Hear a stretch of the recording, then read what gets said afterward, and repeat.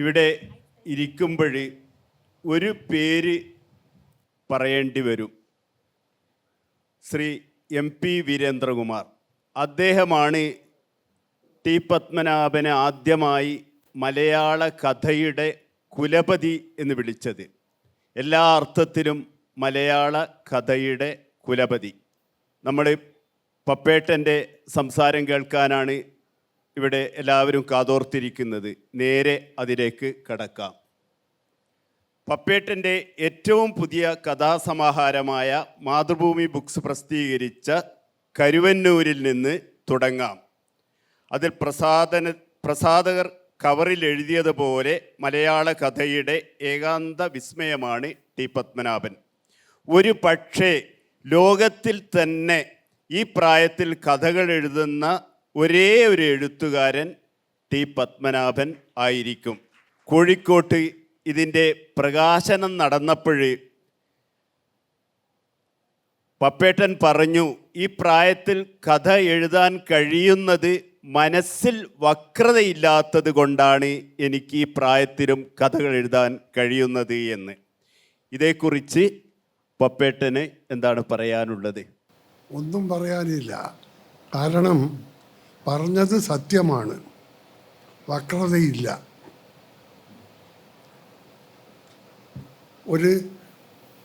ഇന്ന് 8-ാം തീയതിയാണ്. 7 ദിവസം മുമ്പേ ഞാനൊരു കഥ എഴുതി ഒരു പ്രസാധകർക്ക് അയച്ചു കൊടുത്തിരുന്നു. 7 ദിവസം മുമ്പ്. എനിക്ക് വയസ്സ് 96. കേരളം മുഴുവൻ അലഞ്ഞു നടന്ന ഒരു വിദ്യാർത്ഥി രാഷ്ട്രീയക്കാരൻ കൂടിയാണ് ടി പത്മനാഭൻ. സ്കൂൾ ഫൈനൽ കടക്കുന്നത് 1948. അതിനു മുമ്പ് തന്നെ കേരളം മുഴുവൻ യാത്ര ചെയ്തു. അത് സ്വാതന്ത്ര്യ സമരവുമായി ബന്ധപ്പെട്ടായിരുന്നു. 1945 പഴയ മദിരാശി സംസ്ഥാന അസംബ്ലി തെരഞ്ഞെടുപ്പ് വന്നു. അന്ന് കോൺഗ്രസിന് വേണ്ടി പ്രചാര വേല ചെയ്യാൻ മൊറാഴ മുതൽ പാലക്കാട് വരെ യാത്ര ചെയ്തു. പിൽക്കാലത്ത് സ്വാതന്ത്ര്യ സമരത്തിൽ പങ്കെടുക്കാത്തവരെ സ്വാതന്ത്ര്യ സമര സേനാനികളായി ജീവചരിത്രം വരുന്ന കാലമാണ് ഇത്.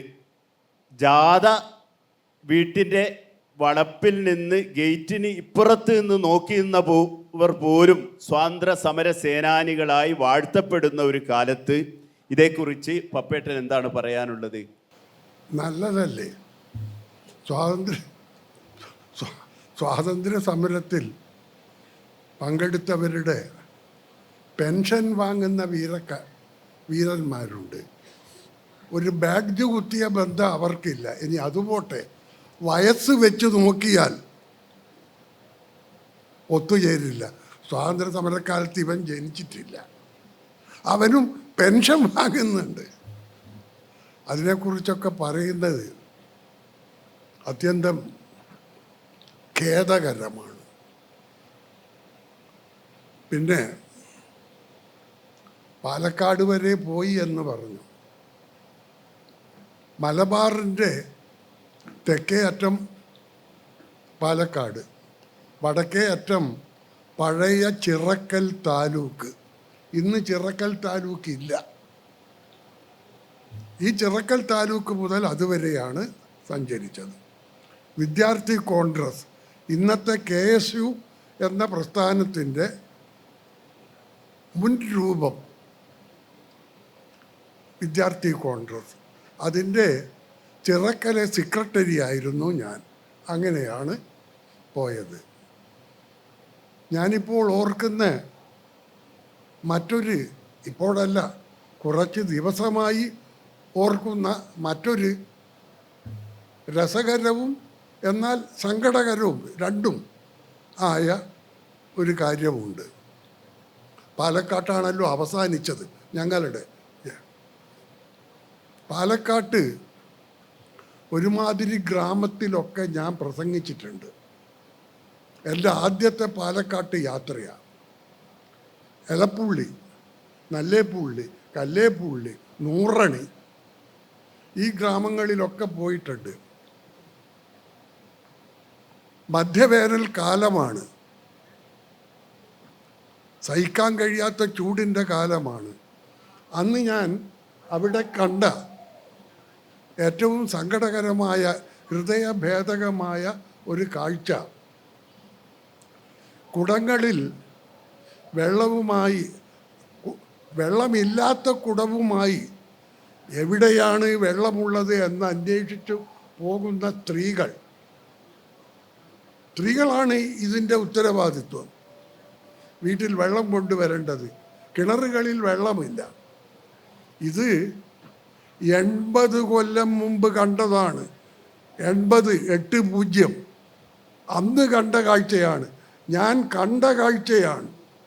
ഇതിനാരുടെ സർട്ടിഫിക്കറ്റും ആവശ്യമില്ല. ഇന്നും പാലക്കാട് എലപ്പുള്ളി വെള്ളത്തിന് വേണ്ടിയുള്ള ഒരു ഭീഷണമായ സമരം നടക്കുകയാണ്. പുതിയ കാലത്തെ മന്ത്രിമാർ ഒന്നുമില്ല, ഇവിടെ വെള്ളം സുലഭമാണ്. ഇനി അതില്ലെങ്കിൽ വേറെ ആരോ കൊടുക്കുന്നോ, അങ്ങനെ എന്തോ എവിടുന്നാ കൊണ്ടുവന്ന് കൊടുക്കുമെന്ന് എനിക്കറിയില്ല. എനിക്ക് സങ്കടം തോന്നുന്നു. നടക്കില്ല സുഹൃത്തുക്കളെ. ഈ പദ്ധതിയുണ്ടല്ലോ, വെള്ളമില്ലാത്ത നാട്ടിൽ കള്ള് കച്ചവടം, കള്ള് നിർമ്മാണം തകൃതിയായി നടക്കുന്ന ഈ പ്രസ്ഥാനം നടക്കില്ല. കൂടുതൽ ഞാൻ പറയുന്നില്ല. ഏറ്റവും കുറച്ച് കഥകൾ എഴുതി കഥയുടെ കുലപതിയായ ഒരാൾ. ഓണപ്പതിപ്പുകൾ വന്നു നിറഞ്ഞു. പ്രതീക്ഷിച്ചതുപോലെ പത്മനാഭൻ്റെ കഥകൾ മറ്റു കഥകളെ നയിക്കുന്നു. ഗുരുവായൂർ കേശവൻ ഗജകേസരികളെ പൂരത്തിന് നയിച്ചിരുന്നത് പോലെ. ഇനിയൊരു ജന്മം കിട്ടിയാൽ ഞാൻ പത്മനാഭൻ്റെ ഔന്നിത്യം തട്ടിയെടുക്കും എന്നാണ് മാധവിക്കുട്ടി എഴുതിയത്. എന്നിട്ടും ഇങ്ങനെയൊക്കെ പപ്പേട്ടൻ്റെ കഥകൾ കൊണ്ടാടപ്പെട്ടിട്ടും നിറഞ്ഞു നിന്നിട്ടും ചിലർ പപ്പേട്ടൻ്റെ കഥകൾക്കെതിരെ ഒടിയമ്പുകൾ എഴുതിയിട്ടുണ്ട്. അതിൽ സാധാരണക്കാർ മാത്രമല്ല, സാക്ഷാൽ VKN പോലുമുണ്ട്. ഇതിനെക്കുറിച്ച് എന്താണ് പറയാനുള്ളത്? പാവങ്ങളാണ്.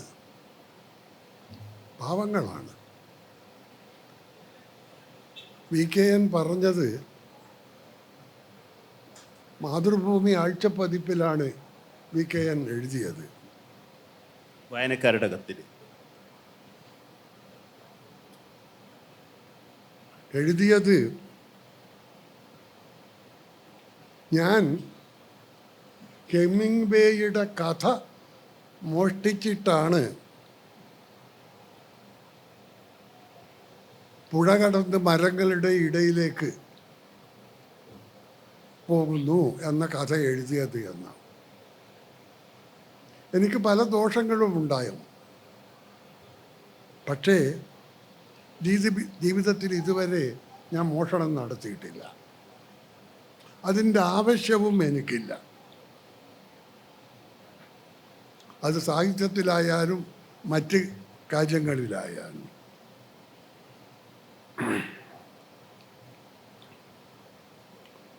ജീവിതത്തിൽ ഒരൊറ്റൊരിക്കൽ മാത്രമാണ് എനിക്ക്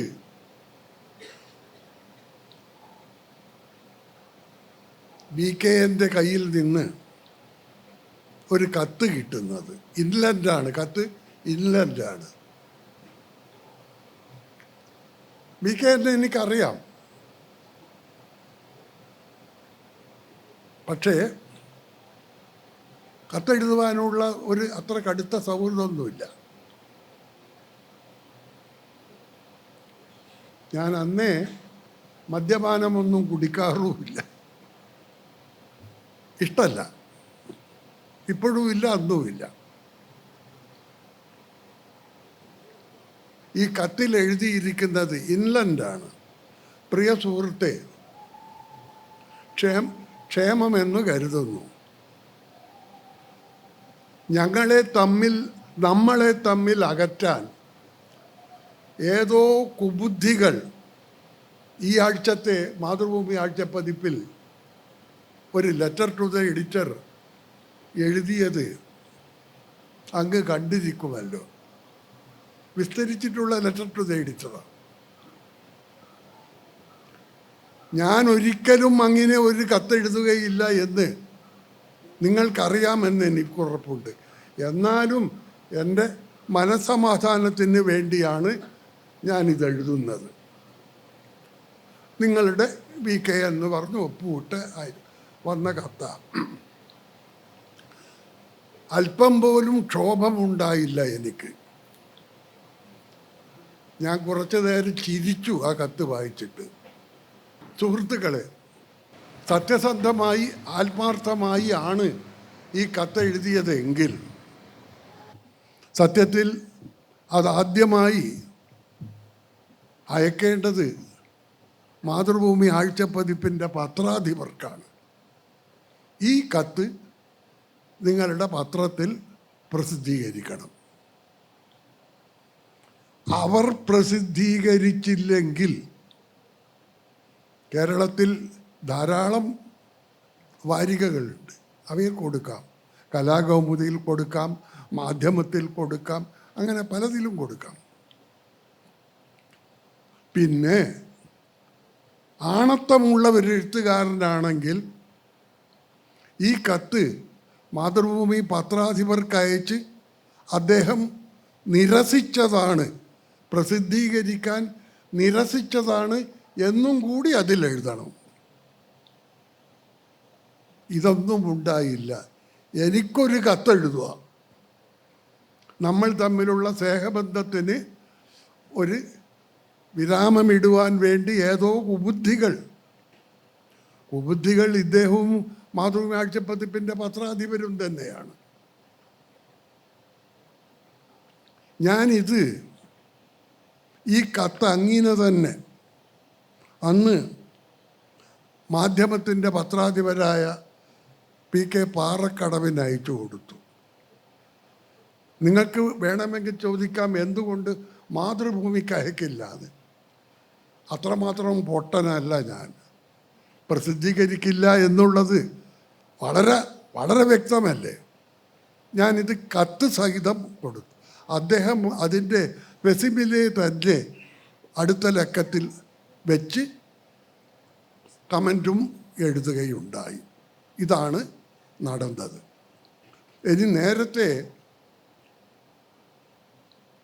മാധവിക്കുട്ടി എന്നെക്കുറിച്ച് എഴുതിയത്, എനിക്കന്ന് മാധവിക്കുട്ടിയുമായി ഒരു പരിചയവുമില്ല. ഞാൻ അവരെ കണ്ടിട്ടില്ല, അവരുടെ പ്രസംഗം കേട്ടിട്ടില്ല. പക്ഷേ മാധവിക്കുട്ടി ആരാണ്, അവരുടെ കൃതികൾ എന്തൊക്കെയാണ്, ലോകം എങ്ങനെയാണ് അവരെ ഇരുത്തിയിട്ടുള്ളത്, ഇതൊക്കെ എനിക്ക് നല്ലതുപോലെ അറിയാം.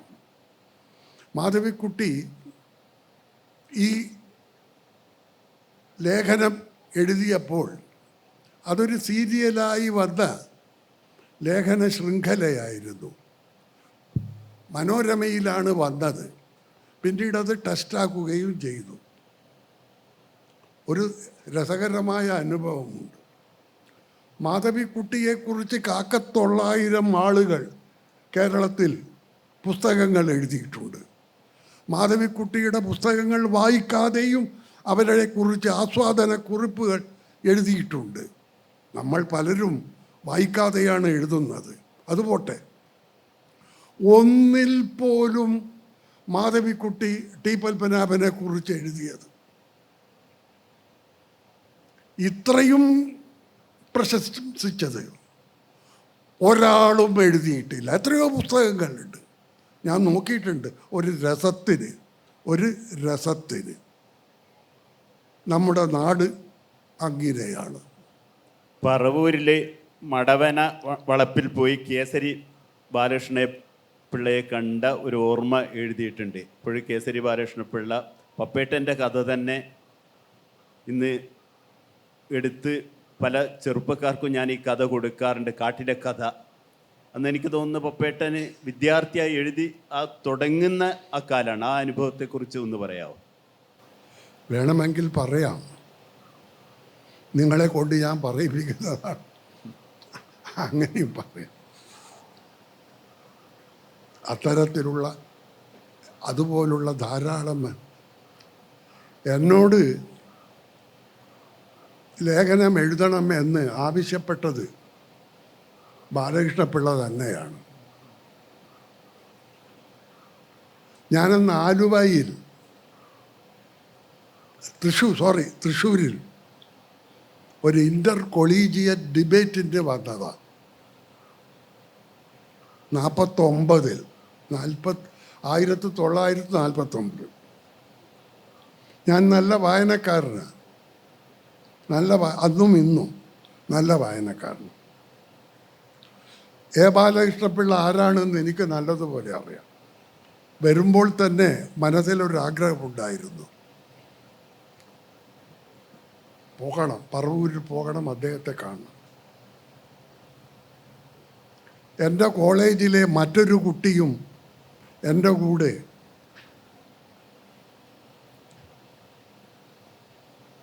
തൃശ്ശൂരിൽ വെച്ചുള്ള ഈ ഇൻ്റർ കൊളീജിയറ്റ് പ്രസംഗ മത്സരം അതിന് വന്നിരുന്നു.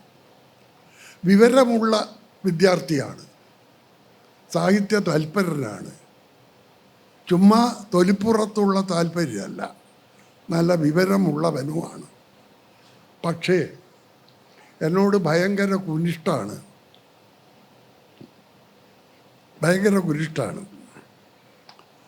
മരിച്ചുപോയി. അദ്ദേഹം പറഞ്ഞു, ഞാനും ബാലകൃഷ്ണപിള്ളയെ കാണാൻ വരുന്നു, ഞാനും നിങ്ങളുടെ കൂടെ വരുന്നു. ശരി, നമ്മൾ രണ്ടാളും കൂടിയിട്ടാണ് പോയി. ആദ്യം ട്രാൻസ്പോർട്ട് ബസ്സിൽ ഇവിടെ ആലുവയിൽ വന്നിറങ്ങി. കൊല്ലം എത്രയായി എന്ന് ആലോചിച്ച് നോക്കണം, 49. അവിടെ ബസ് സ്റ്റാൻഡിൽ ഒരു ഇന്ത്യാന കാപ്പി ക്ലബ്, എനിക്ക് ഇന്നും ഓർമ്മയാണ്, ഓർമ്മക്ക് ഇപ്പോഴും യാതൊരു ക്ഷീണവുമില്ല. ഇന്ത്യാന കാപ്പി ക്ലബ്, അവിടുന്ന് കാപ്പി കുടിച്ച് പിന്നത്തെ ബസ്സിൽ അവിടുന്ന് തന്നെ പറവൂരിറങ്ങി നടന്നു. മാടവന വീട്ടിൽ ആളുകളോട് അന്വേഷിച്ച് എത്തി. നല്ല തൂവെള്ള മണൽ വിരിച്ച മുറ്റത്തിൻ്റെ അതിർത്തിയിൽ മുഴുവൻ നന്ദ്യാർ വട്ട പൂക്കൾ. വറാന്തയിൽ ഒരു ചാരുകസേലയിൽ ഒരു എഴുത്ത് പലകയിൽ കുറേ പുസ്തകങ്ങൾ, നിലത്ത് കുറേ പുസ്തകങ്ങൾ, അടുക്കെ ഒരു ഷെൽഫുണ്ട്, ആ ഷെൽഫിൽ കുറേ പുസ്തകങ്ങൾ. ഒരു ഋഷിതുല്യനായ മനുഷ്യൻ, വെളുത്ത ഹിമതുല്യമായ താടി, ഇതുവരെ എത്തുന്ന താടി, അദ്ദേഹം ഈ എഴുത്ത് പലകയിൽ എഴുത്. ഞങ്ങൾ രണ്ടുപേർ വന്ന് മുറ്റത്ത്, വറാന്തയോട് തൊറ്റ് മുറ്റത്ത്. അപ്പോഴ് ഇദ്ദേഹം മുഖമുയർത്തി നോക്കി, ആരാണ്, എവിടെ നിന്ന് വരുന്നു, എന്തിനു വരുന്നു, ഒന്നും ചോദിച്ചില്ല. ഞങ്ങളോട് ഒരു ചിരപരിചിതരായ അതിഥികളെ പോൽ ഞങ്ങളോട് പറഞ്ഞു, കയറിയിരിക്കൂ. ഞങ്ങൾ കയറിയിരുന്നു അദ്ദേഹത്തിൻ്റെ മുമ്പിൽ. പിന്നീട് അദ്ദേഹം എഴുത്ത് നിർത്തി. ഞങ്ങളോട് സമന്മാരെന്ന പോലെ, എനിക്കന്ന് 19 20 വയസ്സ്, 20 ആയിട്ടുണ്ടാവില്ല, 19. പറഞ്ഞ് പല വിഷയത്തെക്കുറിച്ചും പറഞ്ഞു, പല വിഷയത്തെ. ഒടുവിൽ എങ്ങനെയോ വിഷയം ചെറുകഥയിലെത്തി. ഞങ്ങൾ കേട്ടു നിന്നു. കൂടുതലും അദ്ദേഹമാണ് സംസാരിച്ചത്. ബാലകൃഷ്ണപിള്ള പറഞ്ഞു, ഇതൊന്നും പഠിപ്പിക്കാൻ കഴിയില്ല. എൻ്റെ അടുക്കൽ എത്രയോ ചെറുപ്പക്കാർ വരും, എങ്ങനെയാണ് കഥ എഴുതേണ്ടത് എന്ന് ചോദിച്ച്. കഥ എഴുതാൻ പോകുന്നവൻ, അതിനുള്ള കഴിവുള്ളവൻ അങ്ങ് എഴുതും. ഒരാളോടും ചോദിച്ചിട്ടോ പുസ്തകം നോക്കി എങ്ങനെയാണ് കഥ എഴുതേണ്ടത് എന്ന് ഒന്നുമല്ല, അവൻ എഴുതും. കഥ എഴുത്തുകാരനാകാനാണ് അവൻ്റെ യോഗമെങ്കിൽ അവൻ എഴുതിയത് കഥയായിരിക്കും, അതായിരിക്കും. എന്നിട്ട് പറഞ്ഞു, കഴിഞ്ഞ ആഴ്ച എൻ്റെ അടുക്കൽ ഒരു ചെറുപ്പക്കാരൻ വന്നു. അവൻ്റെ ആവശ്യം കഥ എഴുതാൻ പഠിക്കണം. ഞാൻ പറഞ്ഞു, അത് പഠിപ്പിക്കാനും കഴിയില്ല, ഒന്നും കഴിയില്ല. പുസ്തകം നോക്കി വായിച്ചിട്ട് ഒന്നും കഴിയില്ല. ഗുരുമുഖത്തു നിന്ന് പഠിക്കാനും കഴിയില്ല. ഏതായാലും നിങ്ങൾ ഒരു കാര്യം ചെയ്യും, ഞാൻ നിങ്ങൾക്കൊരു മാസിക തരാം. ഈ മാസികയിൽ ഒരു കഥയുണ്ട്, അത് നല്ലതുപോലെ ഒന്നിലധികം തവണ വായിക്ക്.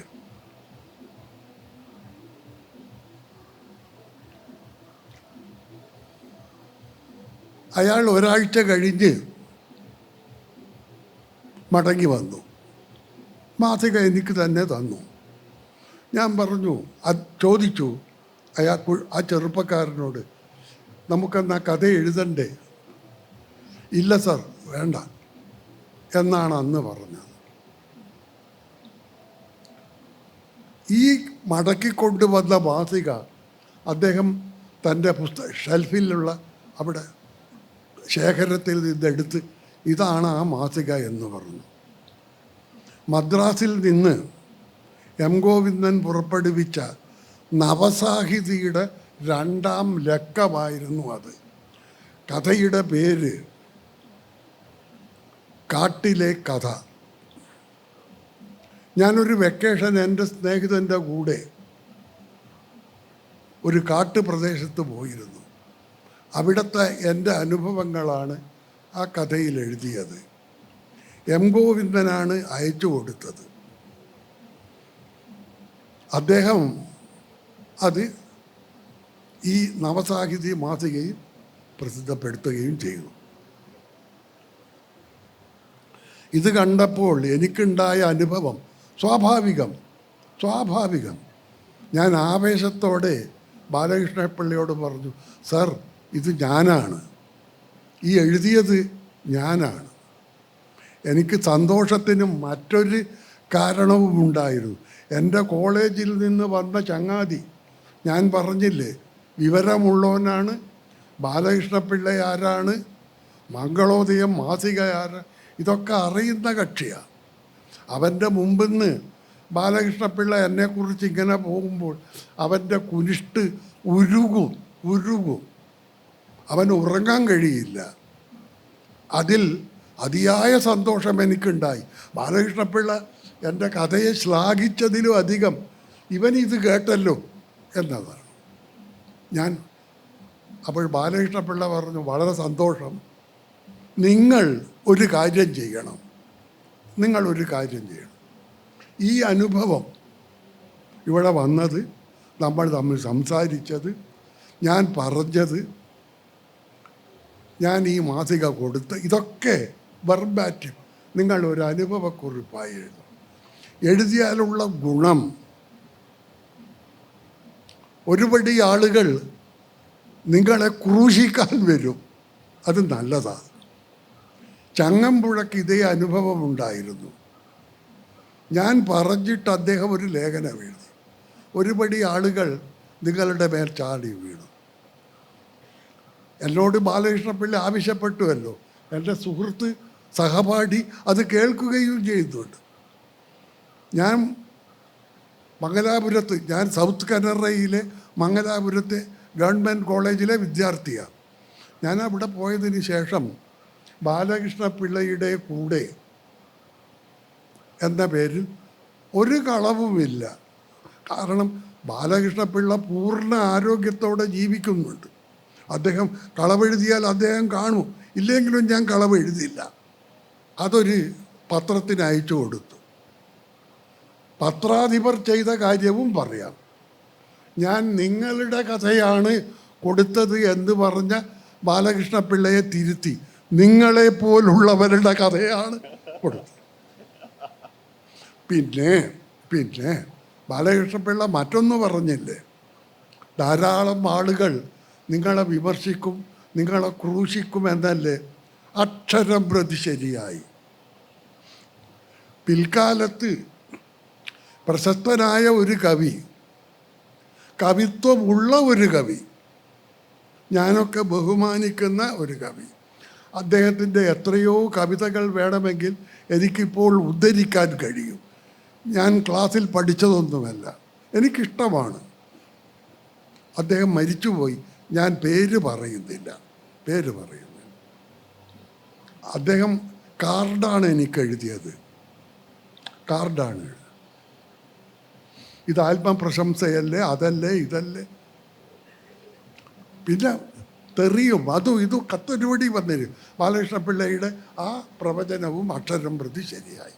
ഇപ്പോൾ എം ഗോവിന്ദനെ കുറിച്ച് പറഞ്ഞു, അതുപോലെ കാരൂർ SK പൊറ്റക്കാട്ടെ ഇവരൊക്കെ ആയിട്ടുള്ള ബന്ധം എങ്ങനെയായിരുന്നു? മലയാള ഭാഷയിലെ ഏറ്റവും വലിയ കഥാകൃത്ത് എൻ്റെ ഇഷ്ടം കാരൂർ നീലകണ്ഠപിള്ളയാണ്. എൻ്റെ ഇഷ്ടമാണ്. അദ്ദേഹത്തിൻ്റെ പൂവമ്പഴം എന്ന് പറഞ്ഞ ഒരു കഥ മതി. പൂവമ്പഴം എന്ന് പറഞ്ഞൊരു കഥ. പിന്നെ PC കുട്ടിക്കൃഷ്ണൻ, പിൽക്കാലത്തുറു, വ്യക്തിപരമായി തന്നെ വളരെ സ്നേഹമായിരുന്നു. PC-യെക്കുറിച്ച് അത് പറയണ്ട, കാരണം അദ്ദേഹത്തിന് എല്ലാവരോടും സ്നേഹമായിരുന്നു. സ്നേഹത്തിൻ്റെ ശുദ്ധമായ സ്നേഹത്തിൻ്റെ 100% പ്യൂർ അഗ്മാർക്ക് പാല് പോലെയാണ് അദ്ദേഹത്തിൻ്റെ മനസ്സ്. സ്നേഹിക്കാനേ അറിയുള്ളൂ. ആ സ്നേഹധാരയിൽ മുങ്ങിക്കുളിക്കാൻ ഭാഗ്യം എനിക്കുമുണ്ടായി, പരിചയപ്പെട്ട എല്ലാവർക്കും ഉണ്ടായിട്ടുണ്ട്. SKയോട് അടുത്ത് പെരുമാറാൻ കഴിഞ്ഞിട്ടില്ല. കാരണം ഞാനൊക്കെ മുതിരുമ്പോൾ അദ്ദേഹം കൂടുതൽ ഇടയ്ക്കിടയ്ക്ക് വിദേശങ്ങളിലേക്കാണ്. പക്ഷേ SKക്ക് എന്നോട് അങ്ങേയറ്റം സ്നേഹമായിരുന്നു എന്ന് എനിക്കറിയാം. അതിന് ഉദാഹരണങ്ങളും ഉണ്ട്.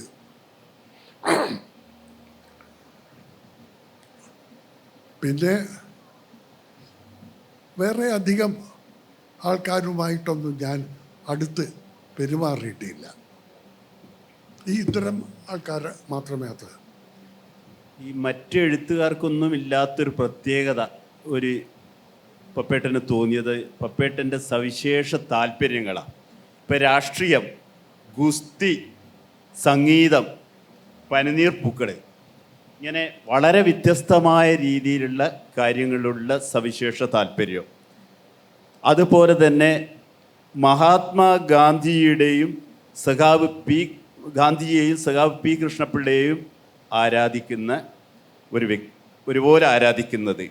ഇതേക്കുറിച്ചൊക്കെ എന്താ പറയാനുള്ളത്? ശരിയാണ്. സംഗീതവും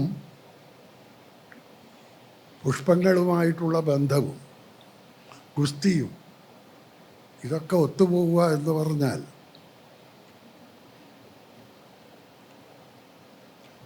ഗുസ്തിയിൽ ലോകത്തിലെ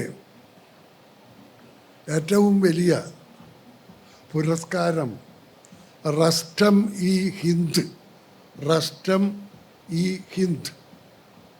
എന്ന ടൈറ്റിലാണ്. ഗാമയാണ്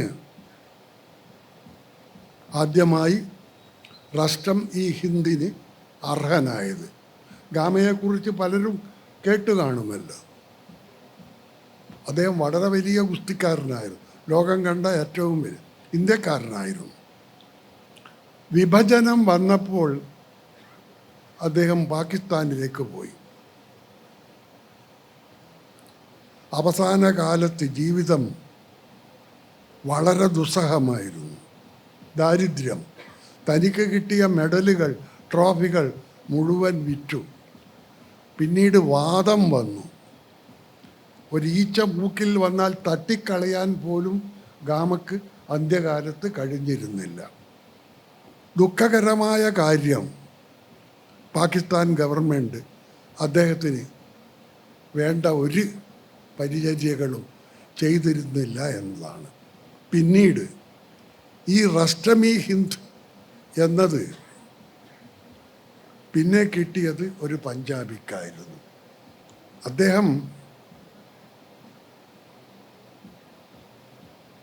മഹാത്മാഗാന്ധിയുടെ പ്രിയപ്പെട്ട ശിഷ്യനായിരുന്നു.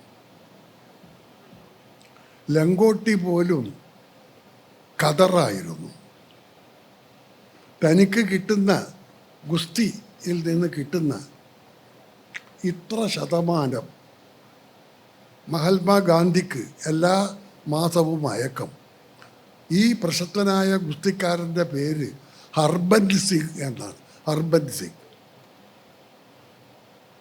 ഗാന്ധിജിക്ക് ഒരു ഹരിജൻ ഫണ്ട് ഉണ്ടായിരുന്നു, ഹരിജനോദ്ധാരണത്തിന്.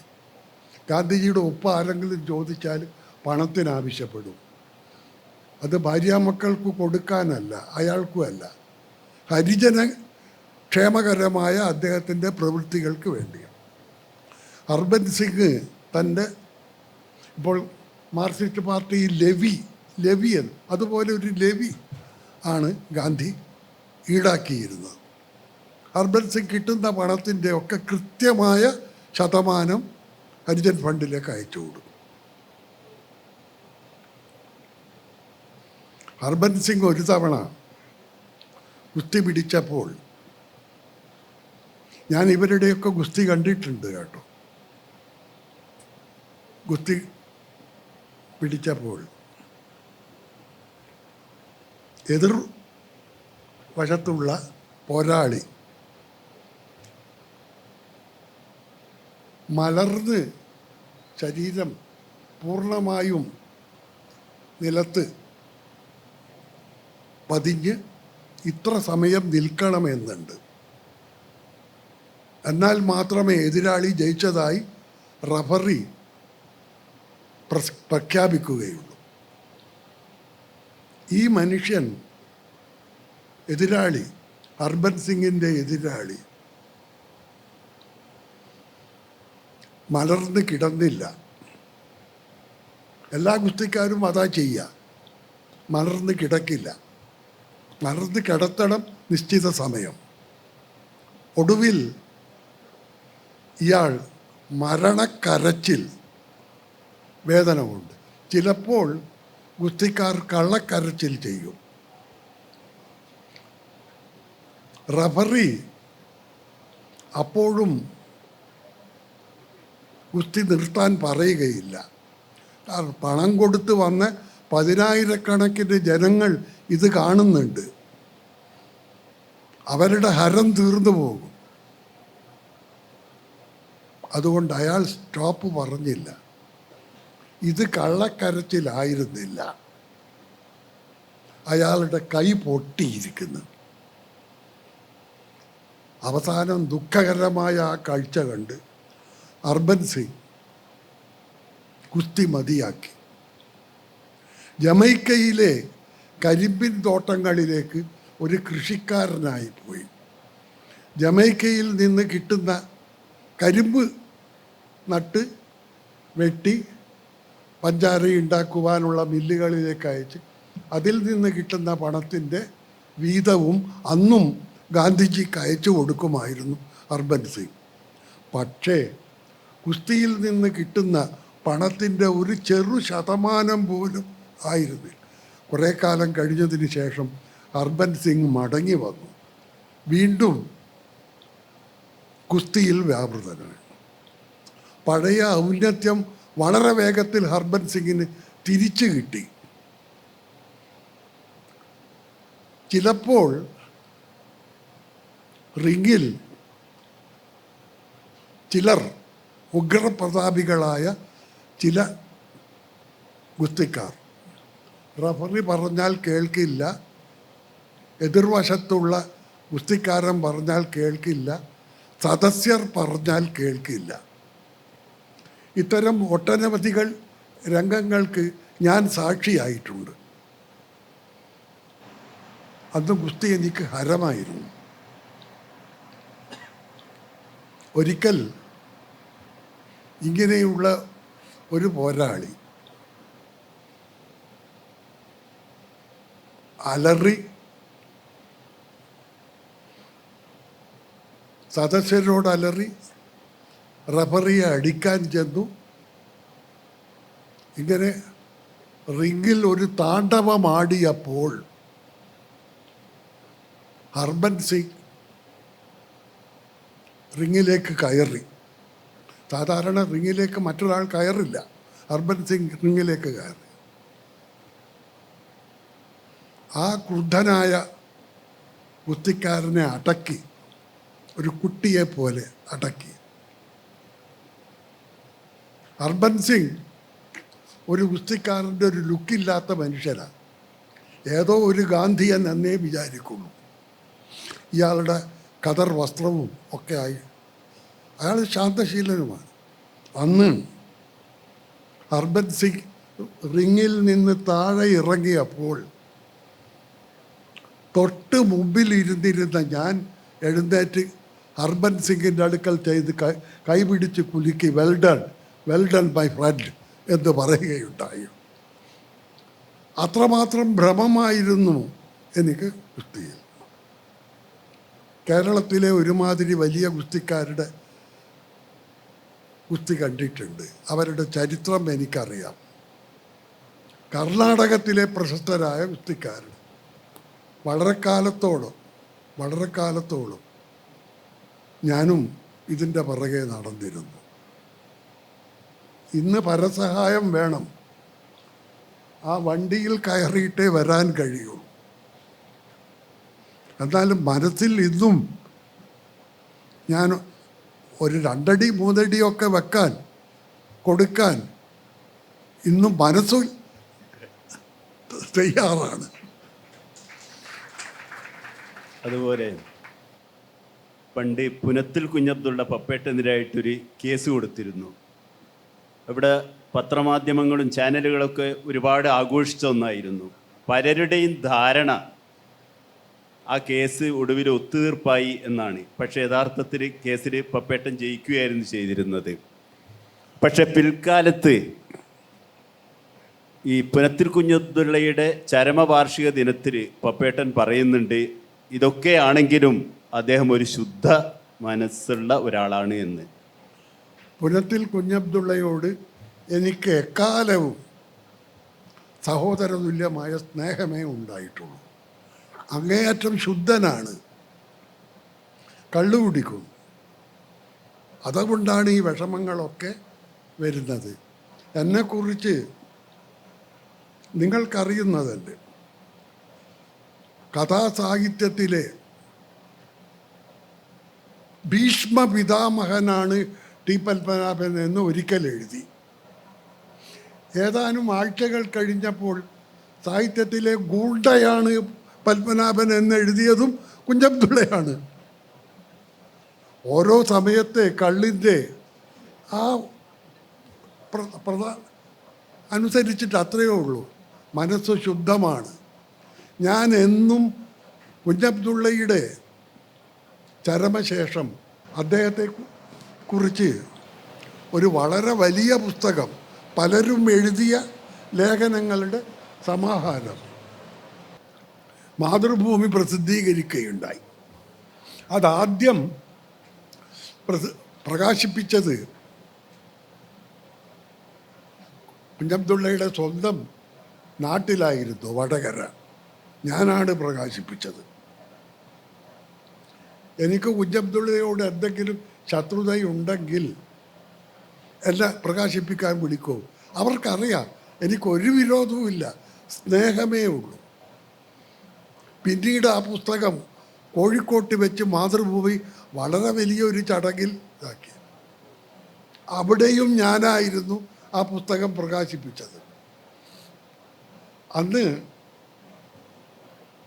സ്റ്റേജിൽ മുകുന്ദേട്ടന് എന്ന് ഞാൻ വിളിക്കുന്ന എം മുകുന്ദനും ഉണ്ടായിരുന്നു. ഞാൻ മുകുന്ദേട്ടനെ സാക്ഷി വെച്ച് പറഞ്ഞു, മുകുന്ദേട്ടനും കുഞ്ഞബ്ദുള്ളയും ഒരു ഇലക്ഷന് നിന്നാൽ എൻ്റെ വോട്ട് കുഞ്ഞീക്ക എന്നാ പുനത്തിൽ കുഞ്ഞബ്ദുള്ളനെ വിളിക്കുക, എൻ്റെ വോട്ട് കുഞ്ഞീക്ക. അത്ര പറഞ്ഞാൽ മതിയല്ലോ. That speaks volume. എൻ്റെ വോട്ട് കുഞ്ഞീക്ക. സത്യമാണ്. ഞാൻ പിന്നീടും കുഞ്ഞിക്കയുടെ വീട്ടിൽ പോയിട്ടുണ്ട്, താമസിപ്പിച്ചിട്ടുണ്ട്, ഭക്ഷണം കഴിച്ചിട്ടുണ്ട്, ഒക്കെ ചെയ്തിട്ടുണ്ട്. എനിക്കൊരു വിരോധവും. കുഞ്ഞിക്ക ഒരു പാപമായിരുന്നു, ശുദ്ധഹൃദയനായിരുന്നു. പിന്നെ കേസ് പാപം കുഞ്ഞിക്കയെ കൊണ്ട് മറ്റ് 2 മാന്യന്മാർ കൊടുപ്പിച്ചതാണ്. അതും എനിക്കറിയാം. അതിലൊരാൾ മരിച്ചു, മറ്റൊരാൾ ഇപ്പോഴും ഉണ്ട്. ഇപ്പോൾ കേസിലൊക്കെ എനിക്കെതിരായി കേസ് കൊടുത്ത വക്കീൽ, അയാളെ പറ്റിയിട്ടും വളരെ സങ്കടകരമാണ്. വെറും പ്രശസ്തിക്ക് വേണ്ടിയാണ് അദ്ദേഹം ഇത് ചെയ്തത്. കേസ് കൊടുത്തു, അല്ലെങ്കിൽ കൊടുപ്പിച്ചു. ഞാൻ പിന്നീടും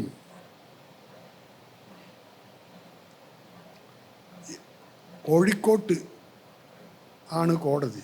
ഞാൻ കണ്ണൂരിൽ നിന്ന് ഒരു 11 പ്രാവശ്യം കോഴിക്കോട്ട് പോയിട്ടുണ്ട്. എനിക്ക് വേണമെങ്കിൽ എക്സംഷൻ വാങ്ങാം. പേഴ്സണൽ അപ്പിയറൻസിൽ നിന്ന് വിചാരണ തുടങ്ങിയാൽ മാത്രം എൻ്റെ വക്കീൽ പറഞ്ഞു, ഞാൻ നിയമം പഠിച്ചവനാ, പത്മനാഭൻ വരണ്ട, ഞാൻ എക്സംഷൻ വാങ്ങിത്തരാം, നിഷ്പ്രയാസം കിട്ടും. ഞാൻ പറഞ്ഞു വേണ്ട, എനിക്ക് വരണം, കൂട്ടിൽ ഒരു പ്രതിയായി നിൽക്കുകയും വേണം. അങ്ങനെ തന്നെ ബ്രിട്ടീഷ് സിസ്റ്റമാണ്. എനിക്ക് മനസ്സിലാകുന്നില്ല, ഒരു മനുഷ്യൻ വിധി വന്നു കഴിഞ്ഞാൽ മാത്രമേ ശരിക്കും കുറ്റവാളിയാവുന്നുള്ളൂ. അതുവഴി ആരോപണം മാത്രമാണ്. തെറ്റാണെങ്കിൽ ജഡ്ജി ബഷീർ മുമ്പിലുണ്ട്, അദ്ദേഹം പറയട്ടെ തെറ്റാണെങ്കിൽ. പിന്നെ എത്ര പ്രായമായ ആളാണ്, എത്ര രോഗിയായാലും നിൽക്കണം ഒരു തൂണ് പോലെ. അമേരിക്കയിൽ ഇതില്ല. ഇവിടെ നിൽക്കണം. അതിൽ നിന്നും ഞാൻ ഒഴിവാക്കുവാൻ അപേക്ഷിച്ചില്ല. ഞാൻ നിന്നു, കരുതിക്കൂട്ടിയാണ്. കുഞ്ഞബ്ദുള്ള ഈ പ്രൈവറ്റ് കംപ്ലൈൻറ്റ് കൊടുത്തതല്ലാതെ ഒരു തവണ പോലും കോടതിയിൽ വന്നില്ല. ഒരു തവണ പോലും. 11 തവണ കോടതി പോസ്റ്റ് ചെയ്തിരിക്കുന്നു, ഇയാൾ വന്നിട്ടില്ല. ഇയാളെ വക്കീൽ വരും, അങ്ങനെ ഇങ്ങനെ മറ്റേതൊക്കെ ഓരോ കള്ളക്കാരണം. ഇതൊന്നും കുഞ്ഞബ്ദുള്ള അറിയില്ല. അവസാനം മടുത്ത ജഡ്ജി കേസ് വലിച്ചെറിഞ്ഞു. ഇയാളുടെ തുടർച്ചയായിട്ടുള്ള ആബ്സെൻസ്, എക്സ്പാർട്ടി തുടർച്ചയായി. പിറ്റേ ദിവസം തന്നെ വക്കീൽ ഇന്ന കാരണം കൊണ്ട് കുഞ്ഞബ്ദുള്ളക്ക് വരാൻ കഴിയാത്ത പറഞ്ഞ് കേസ് പുനഃസ്ഥാപിക്കാൻ ഒരു ഹർജി ആ കോടതിയിൽ കൊടുത്തു. അന്ന് കുഞ്ഞബ്ദുള്ള, കേസ് നടക്കുന്നത് കോഴിക്കോട്ടാണ്, എറണാകുളത്ത് ഒരു പത്രസമ്മേളനം ഏർപ്പാട് ചെയ്ത്, ഇതൊക്കെ പഴയ മലയാള മനോരമയുടെ താളുകളിൽ നോക്കിയാൽ വിസ്തരിച്ച് വായിക്കാൻ കഴിയും. കുഞ്ഞബ്ദുള്ള പറഞ്ഞു, ഈ വക്കീൽ കള്ളനാ, ഞാൻ യാതൊരു ഇതും കൊടുത്തിട്ടില്ല, അയാൾ സ്വന്തം ഇഷ്ടത്തിന് വേണ്ടിയിട്ടാണ് ഇത് ചെയ്തത്. പിന്നീട് ഈ വക്കീലും ഒരു പത്രസമ്മേളനം, വക്കീൽ പറഞ്ഞു കുഞ്ഞബ്ദുള്ള ആ കളവ് പറയുന്നത്. ഏതായാലും എനിക്കിപ്പോൾ മനസ്സിലായി പത്മനാഭനാണ് സത്യം പറയുന്നത്. ഒരു മലിനമായ കാര്യം. ഏതായാലും ഞാൻ അതിൽ നിന്ന് കുഞ്ഞബ്ദുള്ള 25 ലക്ഷം ഉറുപ്പിക ഡാമേജസിനൊരു സിവിൽ സൂട്ട് കൊടുക്കാനുള്ള ഏർപ്പാട് മറ്റവർ വളരെ നിർബന്ധിച്ചിരുന്നു. ചോദ്യോത്തര വേളയുടെ സമയമാവുന്നുണ്ട്. അതിനു മുമ്പ് അവസാനം ഒരു ചോദ്യവും കൂടി ചോദിച്ചതിലേക്ക് കിടക്കാം. ചിതയിലേക്ക് നോക്കി നിന്നപ്പോൾ എൻ്റെ മനസ്സിൽ നിന്ന് സംശയവും പരിഭ്രമവും ഒക്കെ അകന്നുപോയി. ശവദാഹം എന്ന കഥയിൽ പറയുന്നുണ്ട്. ഒരുപാട് കഥകളിൽ മരണം കടന്നു വരുന്നുണ്ട്.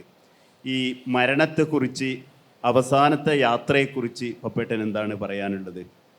പലരും ഇത് എഴുതിയിട്ടുണ്ട്, പറഞ്ഞിട്ടുണ്ട്, അങ്ങനെ എഴുതിപ്പോയിട്ടുണ്ട്, കരുതി കൂട്ടിയിട്ടൊന്നുമല്ല. അത്രയേ ഉള്ളൂ പറയാം. ഇനി ഈ ശ്രോതാക്കൾക്കുള്ള സമയം. സാർ, എൻ്റെ പേര് ഗുരുപാർവൺ. ഞാൻ പഠിക്കുന്ന 5ാം ക്ലാസ്സിലാണ്. സാറിൻ്റെ അനുഭവങ്ങൾ കേട്ടു, ഇഷ്ടപ്പെട്ടു. അപ്പോൾ സാറിനോട് എനിക്ക് ഒരു കുഞ്ഞു ചോദ്യം ചോദിക്കാനുള്ളൂ. സാറ് ഈ കഥ എഴുതുന്ന സമയത്ത് എപ്പോഴെങ്കിലും സാറിന് ദുഃഖം തോന്നിയ, കഥ എഴുതാൻ പറ്റാത്ത ബുദ്ധിമുട്ടി ദുഃഖം തോന്നിയ ഒരു സന്ദർഭം എപ്പോഴെങ്കിലും ഉണ്ടായിട്ടുണ്ടോ എന്നാണ് എൻ്റെ ചോദ്യം. വളരെ കട്ടിയുള്ള പേരാണ്, കട്ടിയുള്ള ചോദ്യമാണ് കേട്ടോ. ദുഃഖം തോന്നിയിട്ടുണ്ടോ എന്നാണോ? ദുഃഖത്തിലായിട്ടുണ്ട് കേട്ടോ, ദുഃഖത്തിലായി. സാർ നമസ്കാരം. അങ്ങയുടെ കടൽ സിനിമയായി കാണാൻ ഏറെ ആഗ്രഹിച്ചിരുന്നു. ഒരിക്കലത് ഷാജിയൻ ഖാൻ സാർ അനൗൺസ് ചെയ്തിരുന്നു. പിന്നീട് എന്ത് സംഭവിച്ചെന്ന് അറിയില്ല. അതിനെപ്പറ്റി രണ്ട് വാക്ക് പറഞ്ഞാൽ. ഞാനും വളരെ ആഗ്രഹിച്ചിരുന്നു. ഇപ്പോഴും ചോദിച്ചാലും ഷാജിയൻ കരുൺ ആ ആഗ്രഹം ഇപ്പോഴും പറയും. നടക്കാത്ത കാര്യമാണ്. പിന്നെ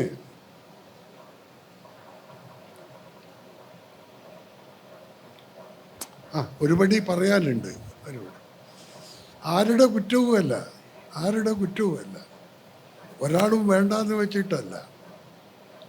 ഷാജിയുടെ ഒരു ജന്മാഭിലാഷമായിരുന്നു. നടന്നില്ല, നടക്കൂല്ല. നമസ്കാരം സാർ, എൻ്റെ പേര് രജിൽ. ജീവിതത്തിലെ മനുഷ്യരുടെ വികാരങ്ങളെ വളരെ ലളിതമായി അവതരിപ്പിക്കുന്ന തരത്തിലാണ് അങ്ങയുടെ കഥകളെ തോന്നിയിട്ടുള്ളത്. നിരത്തുപക്കത്തെ മാവിൻ ചുവട്ടിൽ മുഖത്ത് ഇരുമ്പുപട്ടിയുമായി കിടക്കുന്ന ശേഖൂട്ടി നോവാണെങ്കിൽ കടലോരത്തേക്ക് ഇഷ്ടപ്പെടുന്ന ആളുമായിട്ട് പോകുന്ന ഗൗരി പ്രണയമാണ്. അപ്പോൾ സാറ് ഈ കഥകൾ മാത്രമേ എഴുതിയുള്ളൂ, ഒരു നോവൽ പോലും എഴുതിയിട്ടില്ല. അപ്പോൾ സാർ എന്തുകൊണ്ടാണ് ഒരു നോവൽ പോലും എഴുതേണ്ട തീരുമാനം എടുത്തെന്ന് അറിയാൻ ആഗ്രഹമുണ്ട്. അതുപോലെ തന്നെ സാറ് ഈ കഥകൾ ഏതെങ്കിലും ജീവിതത്തിൽ നേരിട്ട് കണ്ടെത്തിയ കുറേ കഥാപാത്രങ്ങൾ സാറ് കഥകളിൽ പെടുത്തിയിട്ടുണ്ടോ? എന്തുകൊണ്ടാണ് നോവൽ എഴുതാത്തതെന്നല്ല ആദ്യം ചോദിച്ചു. 2 കാര്യമാണ്. ഞാൻ ക്ഷമയില്ലാത്തൊരു വ്യക്തിയാണ്, എല്ലാവർക്കും അറിയാം. എൻ്റെ സങ്കല്പത്തിലെ നോവൽ ബൃഹത്തായ ഒരു ജീവിതാഖ്യാനമാണ്. ബൃഹത്തായ ലോകത്തിലെ പ്രധാനപ്പെട്ട നോവലുകൾ നോക്കിയാൽ ഏതാണ്ടെല്ലാം 1000-ലധികം പേജുകളുള്ളതാണ്. എനിക്ക് ക്ഷമ കിട്ടില്ല, ഒന്നത്. പിന്നെ ഒരു പക്ഷേ അതിനുള്ള കഴിവും എനിക്കുണ്ടാവുകയും. നോവൽ അതിമഹത്തായൊരു സാഹിത്യ രൂപമാണ്. ഒരു 3 പേജ്, 2 പേജ്, 1 പേജ് കൊണ്ട് എൻ്റെ കഥ തീരും. ഇപ്പോഴത്തെ തുടക്കക്കാരൻ തന്നെ ഇലസ്ട്രേഷൻ ഒന്നുമില്ലാതെ 13 പേജ്, 13 കണക്ക്, നിങ്ങൾ നോക്കിക്കോളൂ. 13 പേജ് കഥയാണ്. എനിക്കത് ചിന്തിക്കാൻ കഴിയില്ല. എനിക്ക് വളരെ കുറച്ച്. അത് വെട്ടില്ല, കുത്തില്ല, തിരുത്തൽ യാതൊന്നുമില്ല. എല്ലാം മനസ്സ് കഴിച്ച് ഞാൻ എഴുതും. സ്ത്രീ കഥാപാത്രങ്ങളോടാണോ പുരുഷ കഥാപാത്രങ്ങളോടാണോ അനുതാപം കൂടുതൽ തോന്നിയിട്ടുള്ളത്? നിങ്ങളുടെ അഭിപ്രായം പറ. വായിച്ച ആളാണെങ്കിൽ തോന്നുമല്ലോ, പറ. തുല്യമായിട്ടാണ് തോന്നിയിരിക്കുന്നത്. പക്ഷേ എഴുതുന്ന ആൾ എങ്ങനെയാണ് അത് വായനക്കാർക്ക് കിട്ടേണ്ടത് എന്ന് ആലോചിച്ചിട്ടുണ്ടോ എന്നറിയാൻ വേണ്ടിയായിരുന്നു. എനിക്ക് 50-50 അല്ല. എൻ്റെ അനുതാപം എന്നും സ്ത്രീകളുടെ കൂടെയായിരുന്നു. അത് എത്രയോ ആളുകൾ എഴുതിയിട്ടുമുണ്ട്. അങ്ങയുടെ കഥാപാത്രങ്ങളിൽ പിന്നീട് വേട്ടയാടപ്പെടുന്ന രീതിയിലേക്ക് വന്നുചേർന്ന ഏതൊക്കെയും ഉണ്ടോ സങ്കല്പത്തിൽ? മനസ്സിലായില്ല. അങ്ങയുടെ എല്ലാ കഥാപാത്രങ്ങളിൽ നിന്നും സ്വയം തൻ്റെ മുമ്പിലേക്ക് വന്ന എന്തെങ്കിലും വേട്ടയാടുന്ന രീതിയിലേക്ക് പറഞ്ഞ എന്തെങ്കിലും സന്ദർഭം തോന്നിയിട്ടുണ്ടോ കഥാകാരൻ എന്ന നിലയിൽ? എനിക്കത് പ്ലീസ് എക്സ്പ്ലെയിൻ. കഥാപാത്രങ്ങൾ ഒരുപാടുണ്ടല്ലോ, അതിൽ ഏതെങ്കിലും കഥാപാത്രം പിന്നീട് തന്നെ വേട്ടയാടി എന്ന് ഒരു തോന്നിയിട്ടുണ്ടോ? അങ്ങനെയൊന്നുമില്ല. പ്രിയപ്പെട്ടവരെ, ഏകദേശം 1 മണിക്കൂർ നീണ്ട നമ്മുടെ ഈ സെഷൻ ഇവിടെ അവസാനിക്കുകയാണ്. ബിലീവേഴ്സ് ചർച്ച് സ്പോൺസർ ചെയ്ത പത്മനാഭന് പറയാൻ ഇനിയുമുണ്ട് കഥകൾ എന്ന ഈ വിഷയത്തിൽ 1 മണിക്കൂർ നേരം നമ്മോട് സംസാരിച്ച നമ്മുടെ പ്രിയപ്പെട്ട സാഹിത്യകാരന്മാർക്ക് മാതൃഭൂമി അന്താരാഷ്ട്ര അക്ഷരോത്സവത്തിൻ്റെ ആദരം നമ്മൾ സമ്മാനിക്കുകയാണ്. മലയാളത്തിൻ്റെ ഈ പ്രിയപ്പെട്ട 2 എഴുത്തുകാർക്ക് ഏറെ സ്നേഹത്തോടുകൂടി കായുടെ ആദരം സമ്മാനിക്കാനായി Mathrubhumi news channel distribution head Thampi P ജോസഫിനെ ഏറെ സ്നേഹത്തോടുകൂടി ക്ഷണിക്കുന്നു. മലയാളത്തിൻ്റെ പ്രിയപ്പെട്ട സാഹിത്യകാരൻ ടി പത്മനാഭൻ കായുടെ ആദരം ഏറ്റുവാങ്ങുന്നു. ഒരു വലിയ കൈയടി കൊടുക്കാം. പ്രിയ എഴുത്തുകാരൻ പി കെ പാറക്കടവ് കായുടെ ആദരം ഏറ്റുവാങ്ങുന്നു.